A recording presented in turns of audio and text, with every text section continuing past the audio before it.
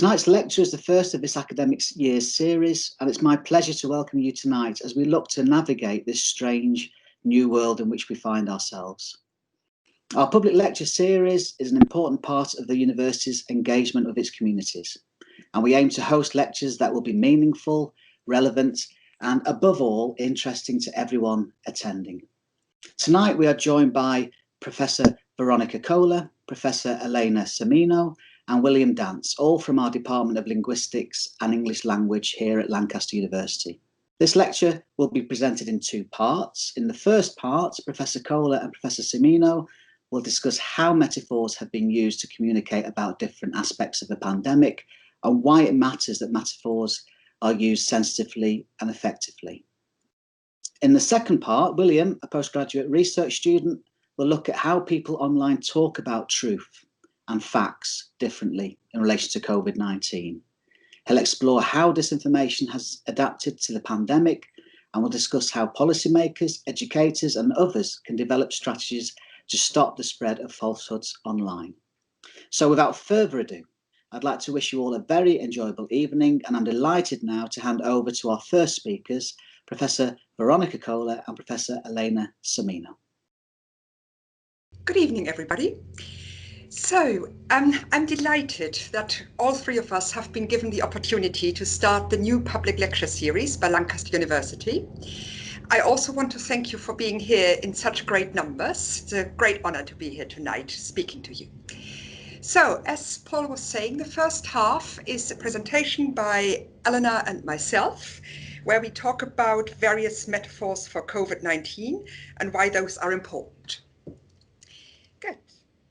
So, what we will talk about, just very briefly, I'll start by talking a bit about various aspects of what we might want to call lockdown language.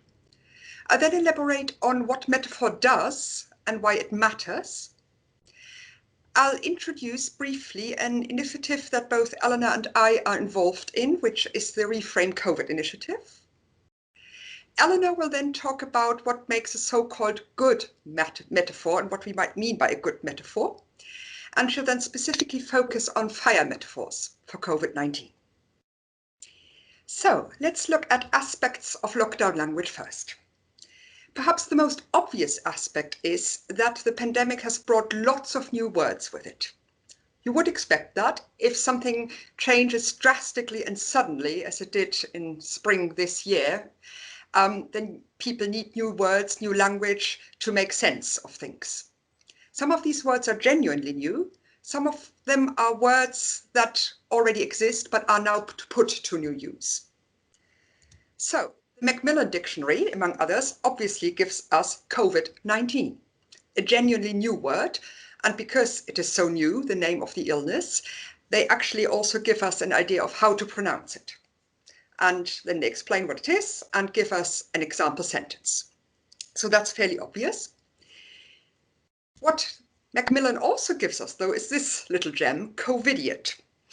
So this is actually a combination of two words. One of them is that new word, COVID, and another one is an existing word, idiot, that is now blended together.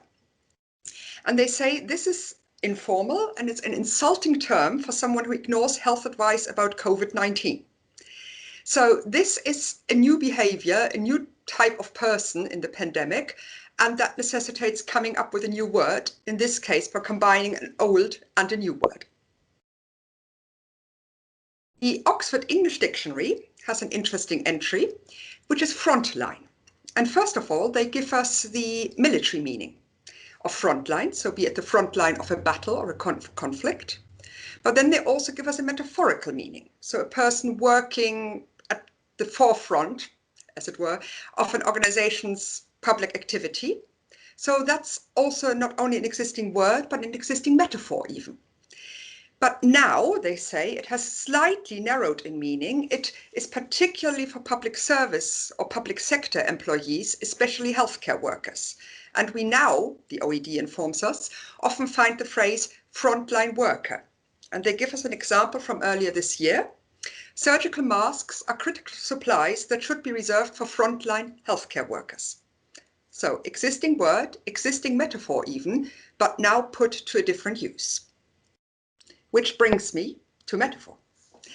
So, you probably have metaphors in your head that you've read, and indeed they have also been discussed. Some of them have been discussed quite critically, and I'll come back to that. Especially the so-called war metaphor has, been used very widely, especially by politicians across the world, and also been roundly criticized. So here's an example of one politician using the war metaphor back in March. This is Thailand's Prime Minister, who said, fortunately I don't speak Thai, but the English translation I'm informed reads, Thailand will win the battle against the virus. So very straightforward use of the war metaphor, as we've had it from Emmanuel Macron and Boris Johnson and Donald Trump and various others, although other politicians have very much not used it. This is a slightly more complex example. In Lebanon, lockdown is the last line of defense against a tsunami of unmanageable coronavirus cases. So we have lockdown, which you could argue is at least partially metaphorical, because yes, shops are literally locked down, but there is no external locking of people's front doors, at least not in most countries. And incidentally, Collins Dictionary, yet another dictionary, has just declared lockdown the word of the year 2020. So there we are. Good. And then in this example, we have line of defense, which is another example of a war metaphor. But the enemy against we need to have a line of defense is actually a tsunami, a natural disaster. So various metaphors, 2 to 3 metaphors in one and the same sentence. Metaphor can, of course, also take a visual form. It can be represented in images. This is an image by the Iranian artist Alireza Pakdel, who has produced a whole string of cartoons and artwork to do with COVID-19.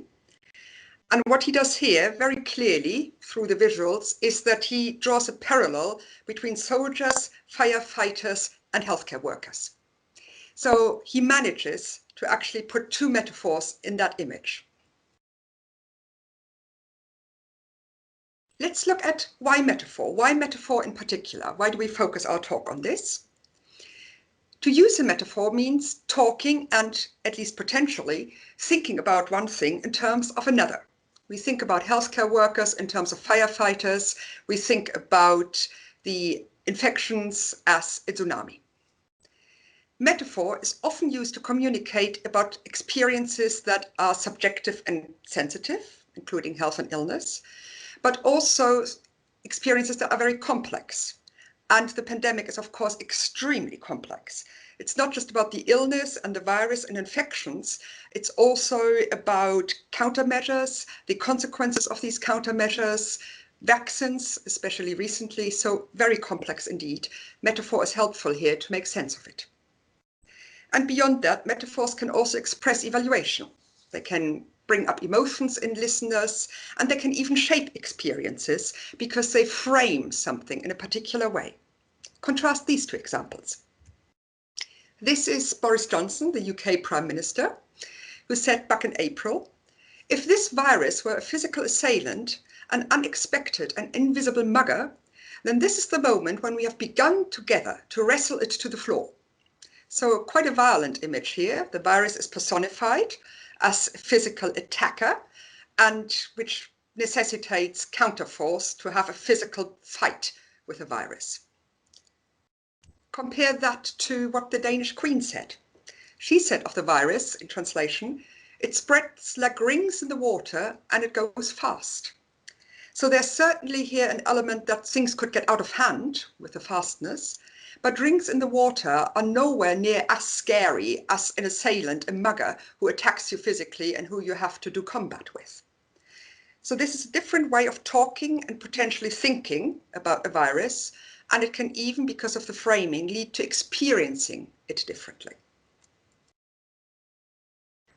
As I said, war metaphors, there's been no shortage of them, especially in the early stages of the pandemic, especially in the language of politicians. But there has also been no shortage of criticism of the war metaphors from various quarters. Potential problems with the war metaphor are that, well, in general terms, no one metaphor can capture something as complex as a global pandemic. People who have various experiences of it, emotions around it, live through it very differently. And of course, the pandemic also has stages. So one metaphor will not do. We need a broad range. More war metaphors in particular can be useful, especially at the beginning of a crisis. They can be useful to alert people quickly, make them take action, and possibly create solidarity, at least for a while. However, what if that action is actually not to do something? It hasn't escaped people's attention that what we are asked to do by rallying round and confronting the enemy is do nothing, stay at home. Perhaps more seriously, what if a metaphor creates anxiety, like a particularly violent metaphor? What if it even divides society? It's one thing to talk about COVIDiots. It's quite another thing to talk about people as traitors if they don't follow government guidance. In view of that, back in March, a number of linguists found each other on Twitter under the quickly developing hashtag #ReframeCovid. These are just some of them. There are many, many more. You can see that Elena and I were both part of these discussions. And again, calling for a broader range of metaphors, not just the war metaphor. This Twitter initiative then led to various media interviews and articles by some of us, blog posts as well, and it led to a crowdsourced collection of alternatives to the war metaphor. And I've here given you the link where you can view and download the collection, and also it links you to a way how you can contribute your own examples. As of last week, #ReframeCovid, as we call it, is a multilingual database of 24 languages. It has text, audio, and visuals in it. At the moment, it has about 480 examples of non-war metaphors from 9 months and over 100 contributors, some of whom I believe are in the audience tonight. So thank you all. It's important to stress that #ReframeCovid is not a prescriptive initiative. So our aim is not to tell people what metaphors they must or should or can use or not. What we want to do is to collect as broad a range of metaphors as possible. Although, having said that, some of them may be more suitable than others, and Elena will tell us more about that. As Veronika said, the initiative called #ReframeCovid does what we often do as linguists interested in how people speak. We collect a lot of data and then we analyze it to explain how people communicate and what the implications might be. However, in the context of the pandemic, what we're often asked to comment on is, what are the best metaphors for COVID-19? Are some metaphors better than others? And so I'm going to reflect on that a little bit on the basis of analysis of how metaphors are used and also what we know from research about what makes an effective metaphor.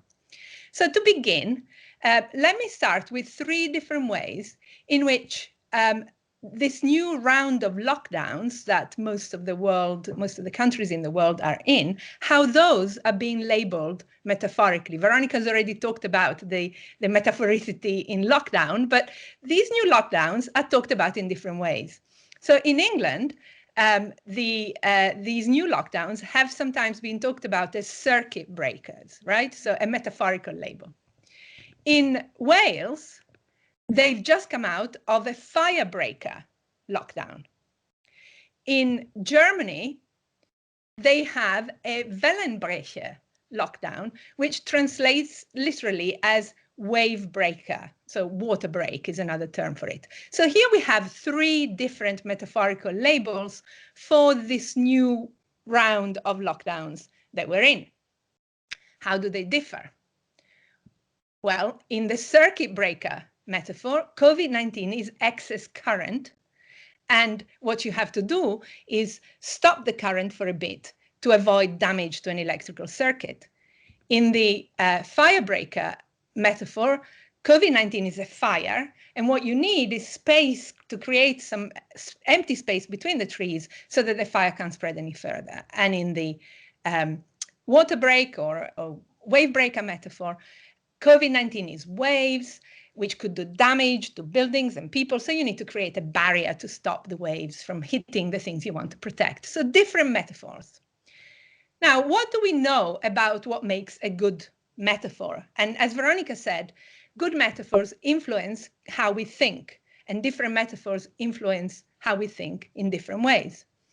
So what is known about what makes a good metaphor is, first of all, a good metaphor draws from an area of experience that is widely accessible and rich in images, and also has clearly applicable correspondences with the topic you're talking about. So let's have a look at our metaphors for this new round of lockdowns. So the wave metaphor is image-rich. We can all imagine, we've experienced waves, it's accessible, everybody knows what waves are like. But is it apt? This is a report from Reuters from July, which talks about how the World Health Organization is not that keen on the waves metaphor, and it explains why. WHO officials have been at pains to avoid describing a resurgence of COVID-19 cases like those in Hong Kong as waves, as this suggests the virus is behaving in ways beyond human control, when in fact, concerted action can slow its spread. So it's saying it's not that applicable because waves are uncontrollable, but the reason why COVID-19 at that point was getting less serious was because of what we were doing. And later on, a member of the World Health Organization said, we are in the first wave. It's going to be one big wave. It's going to go up and down a bit. The best thing is to flatten it and turn it into something just lapping at your feet. So she says, if we use this metaphor, it's just one wave, not many. But notice that we can't actually, with waves, act on them to get them to lap at our feet. In the metaphorical scenario, we can't control the waves, but hopefully, at least to some extent, we can control COVID-19, even though it's hard. Okay, let's take the circuit breaker metaphor. The circuit breaker metaphor, there's a bit of a question mark about how image-rich and accessible it is. Some of you may know a lot about electrical circuits. I, for example, don't. So the metaphor is not particularly accessible to me. I kind of get it in a general way, but it doesn't evoke images. The question is it apt? Is it clearly applicable? Well, this is from a letter to The Independent in September, and this person says, a pandemic most definitely does not require a circuit break. It requires, argues this person, a fire break. The latter has a chance of preventing further spread. The former, the circuit break, just holds proceedings for exactly the time that the circuit is broken, then starts up as before. So this person is actually explicitly contrasting the circuit breaker and the fire break and prefers the fire break and says why. Okay, so let's have a look at fire metaphors then. I looked at fire metaphors in the Reframe COVID collection that Veronika just referred to, and in a very large collection of newspaper articles, nearly 300 million words. So first of all, in terms of what makes a good metaphor, fires are definitely image-rich. They're familiar. There are different kinds of fires, forest fires, house fires. They have multiple elements and participants, like, as Veronika said, healthcare professionals can be described metaphorically as firefighters. And also, fires have an evolution. So they start, they reach a high level of intensity, and then they're extinguished either by humans or naturally. And crucially, in terms of how applicable they are, fires cause harm and destruction by increasing in size and intensity, and they're very suitable. They tend to be used for phenomena that cause damage by spreading, and that's how we talk about the virus too. So they are a suitable metaphor. But the question then is that a linguist like us can answer by analyzing a lot of examples is, what are fire metaphors used to do? How have they been used during the pandemic? I can't show you everything, that all the different ways in which they've been used, but I'll show you some. So first of all, they can be used to convey danger and urgency. So here we have the director of the Center for Infectious Disease at the University of Minnesota, who in June said, COVID-19 is a forest fire that may not slow down. So like war metaphors, it can create a sense of danger and urgency. You could argue too much anxiety, but they can be used to do that. Because they have an evolution, as I said, they can be used to describe different phases of the pandemic. So, for example, when the pandemic is when there are lots of cases, lots of infections and hospitalizations, the coronavirus can be a fire raging, like in the New York Times in April. But when things are getting a little better, then you can use a different phase in the evolution of the fire. So this is the previous Irish Prime Minister in May who said, coronavirus is a fire in retreat, but it is not defeated. He's mixing fire metaphors and war metaphors, can you see? And then he said, we must extinguish every spark, quench every ember. So the ember stage of the fire is no longer intense and destructive, but it is still potentially dangerous. So it's a good metaphor, a potentially good metaphor for a time when infections are lower, but they could still increase. Another way in which fire metaphors appear to be useful is in explaining how contagion happens and what to do about it. This is a semi-technical use of the metaphor from a medical website, Medscape, in March, long article, and it says, think of COVID-19 as a fire burning in a forest. All of us are trees. The R number is the wind speed. The higher it is, the faster the fire tears through the forest. But just like a forest fire, COVID-19 needs fuel to keep going. We are the fuel. So this is a different role for us, that we are both, in this metaphor, being trees. We're both victims of the fire and unwittingly contributing to the spread of the fire. So the solution here is, you've already seen it, is the fire break. They say a few fire lines, quarantines and social distancing measures keep the fire from hitting all the trees. And you also have a visual version of that metaphor. It was actually a little video on social media. This is a still. You can see this line of matches. They might even remind you of dominoes. The flame goes from one to the other until one of them, that is humanized with arms and legs, steps out, creates a break, and the flame stops. And then finally, for today, there have been a few uses of fire metaphors to think about the future, post-pandemic. This is an article originally in Italian, my mother tongue, by Paolo Costa, and the article was entitled Non soldati ma pompieri, not soldiers, but firefighters. And so Paolo Costa says there's a problem with war metaphors, we should use fire metaphors, and then he says, I'll give you the English translation, not only are there constant outbreaks to extinguish, and when our luck runs out, gigantic fronts of fire to control, but it is everyone's duty to collaborate daily in the reclamation of the soil so that the fire doesn't start again. So this to me is interesting because it's using the aftermath of a fire to think about the aftermath of the pandemic.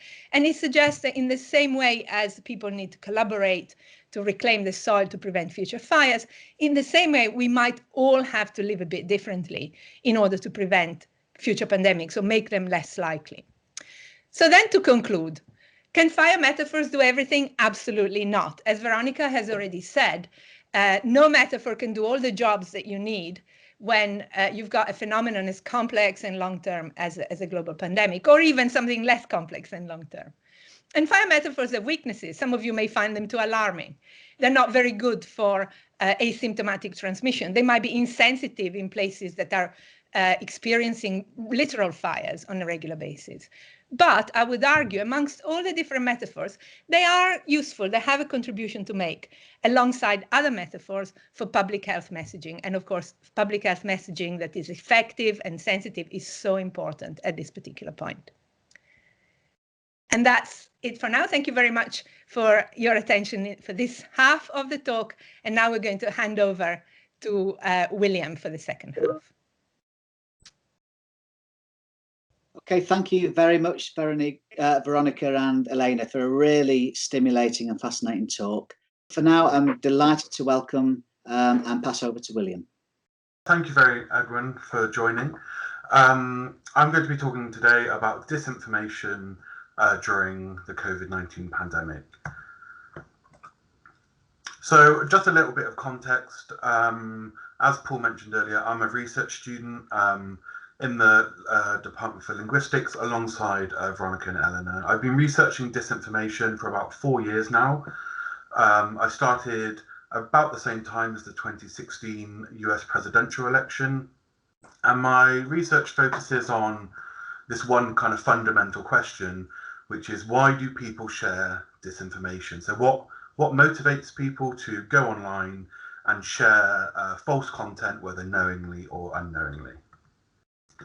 So my talk today is split roughly into 3 different areas. First of all, why do people share false content online? Secondly, the relationship between fact and truth. So I'm going to be really narrowing down on this. And then finally, a more kind of hopeful point and responses from policymakers and educators to disinformation.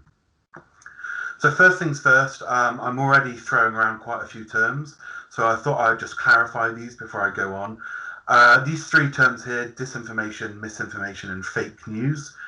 You probably would have seen these bandied around in the press or on the news before.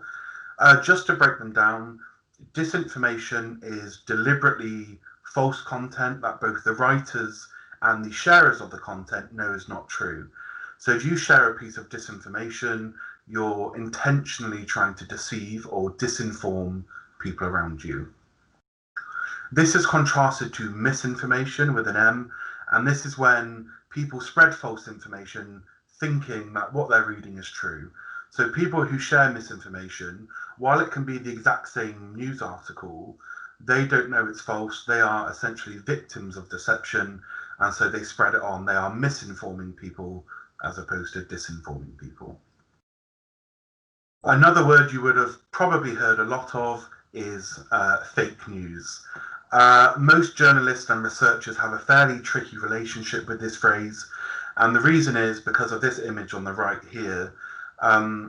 In 2015 and 2016, we saw that fake news was starting to be used as an insult. So it was used by world leaders and politicians across the world to essentially dismiss any kind of negative news. So most people have tried to kind of distance themselves from this phrase, but it's likely that fake news is probably the term that you have seen the most. So very quickly, why does disinformation exist? So I've isolated 2 main reasons here. The first is what's kind of called FNAB. So this is fake news as a business. And this is quite simple, that like any other website, websites that share disinformation can make serious amounts of money by advertising on their websites. And if you're thinking, well, who would advertise alongside disinformation? Here's an example. So this is an advert from the National Trust, and this was positioned alongside an advert, a fake news article or a disinformation article that was denying the Holocaust. So this is a very, very serious article, and unfortunately we have an advert like this alongside it. From the National Trust, a very well-known brand, I should note here that organisations like National Trust, when they buy advert space, they have very little control about exactly what websites the advert goes to, but they can choose certain demographics. So this isn't necessarily the organisation's fault, but it shows how these organisations such as British Airways, National Trust, Sky TV, may be inadvertently funding disinformation. The other reason is ideologically driven. So we have things here like state-sponsored information operations. So I expect you would have seen a lot on the news about Russia meddling in other countries' elections. But another reason is because many people simply resent traditional media. So I've got a tweet here from President Trump, and he says the fake news media, and then he lists a range of media outlets. And the issue is here is if you're being told not to trust the news that you've been reading for 10, 20, 30 years, the issue is that you may be driven online to so-called alternative media. And the issue is some of these organizations are just trying to make money, and they may not have the same journalistic standards or integrity. So moving on to disinformation and COVID-19, one of the issues with the pandemic, as all of us would have experienced, is that it is a melting pot of medical, social, political, and economic factors all combined together. So it's a very, very complex scenario. And the issue is that we as individuals are expected to process and understand a huge range of issues, sometimes in a few seconds. It can be in a 30-second news report, or it can be scrolling through Facebook or Twitter, and we're expected to process all of this information at once. So to give you an example, imagine a news headline such as, due to a delayed vaccine, furlough will be extended to prevent people falling into poverty. What we have there is a story combining medical, health, economic and social aspects all in one. And this is very complex, and so it can be difficult to understand. The issue is then, what happens when deception is introduced into this equation? So I've got this simple diagram on the right. So amongst all this complex information, we may not be able to tell when a small lie or a piece of disinformation is implanted into a news story. This complexifying of the news essentially means we're more susceptible to deception. As individuals, when stories become more complex and more complicated, they become more difficult to fact check, because as humans we simply just have to process more information, and we may not even possess the necessary knowledge to fact check an article. So when we read a news article, whether true or false, we have three stages that we rely on. The first is we use our previous knowledge. So when we look at something, if we know, if we have conflicting knowledge, or we know of an alternative set of events, then we can fact check it. We know it's not true. But as I mentioned, we live in a very, very complex era. So our previous knowledge may fail us. So we move on to our, what we call critical faculties. So these are things like, does the argument in the article make sense? Is it logical? Does it seem rational? Is it well reasoned? But again, even that can fail us. When we're having to deal with 5 or 6 different strands of news all at once, this may be quite difficult to do. Then our kind of final response is to rely on our gut feeling or our emotions. And this is unfortunately very dangerous, because at a time when we're in an ongoing crisis scenario, like a pandemic, many of us may be feeling scared or afraid. So if we're using our emotions to fact check an article, the issue is that we may be more susceptible to being disinformed, because we may just be trying to help others around us. Sharing an article with a friend or family, you may not be thinking, is this true, is it false? You may just be wanting to help those around you. This is a very, very widespread occurrence. I've got an example here on the right from an investigation I did with BuzzFeed News a few months ago. And this is talking about how lemons and vitamin C can supposedly cure coronavirus. This disinformation regularly crosses language barriers. This story to do with lemons and coronavirus spread rapidly through English and Romanian language Facebook groups in particular. And also it's not limited to necessarily just one area. So it can be a well-written, well-dressed up news article, but it can also be a WhatsApp message or a voice note coming through WhatsApp. It can be on Facebook or Twitter or Instagram. So when we have information coming at us through so many directions, again, it's quite often to tell what's true and what's false. So why does this matter? So to give you 2 examples, one from abroad and one from home, in Iran a few months ago, there were widespread false rumours that methanol or alcohol consumption can cure coronavirus. Iran as a country already has an issue with illicitly and illegally produced alcohol, but as a result of these rumours, over 700 people died from methanol poisoning because they thought it was going to cure or prevent coronavirus. Closer to home, a long enduring but completely false story is the connection between 5G signals and coronavirus. This is completely false, but unfortunately in the UK, there have been dozens of arson attacks on 5G cell towers because people think or have read these false stories that 5G is causing coronavirus, and as a result have committed criminal arson. Not only does this cause hundreds of thousands of pounds worth of criminal damage, but it also unnecessarily endangers firefighters who then have to respond to these blazes. So it's a very serious issue that we see making the bridge from the internet into the real world. So why do people share this kind of content? As I mentioned earlier, one reason could just be because it's an emotional response. People may be scared or angry or upset, and as a result, they don't think before they forward on or they share an article. The second reason is due to misinformation. People may think what they're reading is true, and they may just be trying to help others around them, or they may not necessarily have the resources to check whether something's true or false. Another reason is what we call trolling. So this is where people want to just sow discord and disrupt people simply for fun. So some people share these articles knowing that it's false, but they just want to do it anyway, essentially for fun.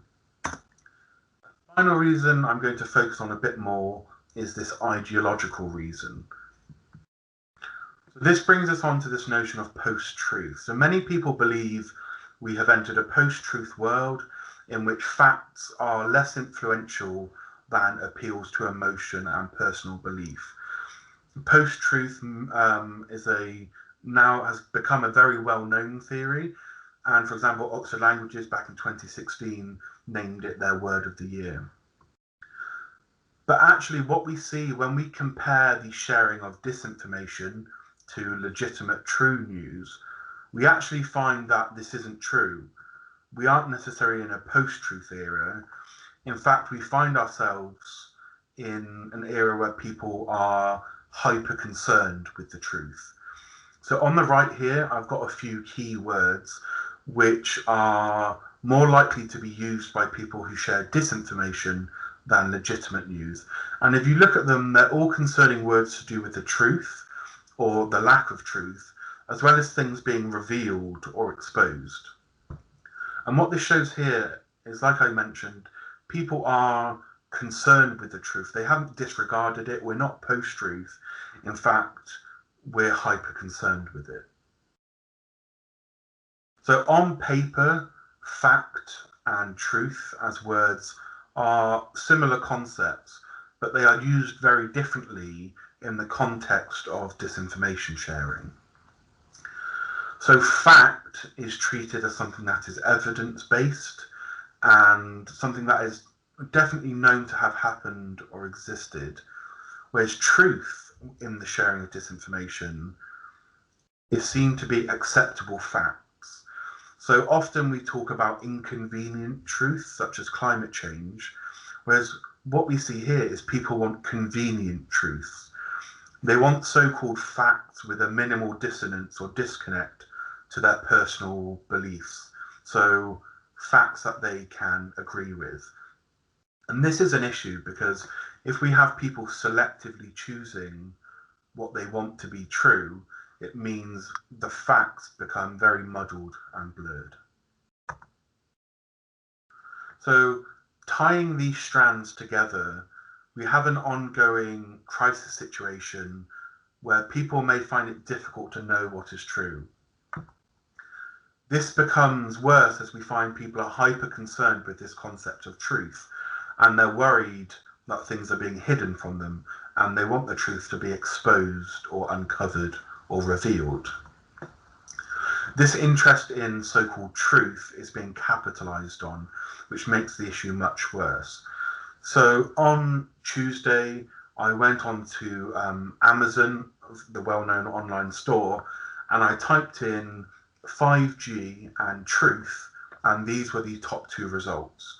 So what we see here are two books, one of which is included in Amazon's free Kindle Unlimited subscription program. One claims Bill Gates created the coronavirus. The second claims that coronavirus is a complete hoax. So the issue here, as I mentioned, people's desire for convenient truth is being capitalized on by people like this who unfortunately just want to make money out of the crisis. So this all sounds fairly negative, talking about conspiracy and deception online. So I wanted to highlight how disinformation is being stopped. In the UK, we're fortunate that we've got policymakers who are developing regulatory frameworks for social networks to try and prevent and slow the spread of disinformation.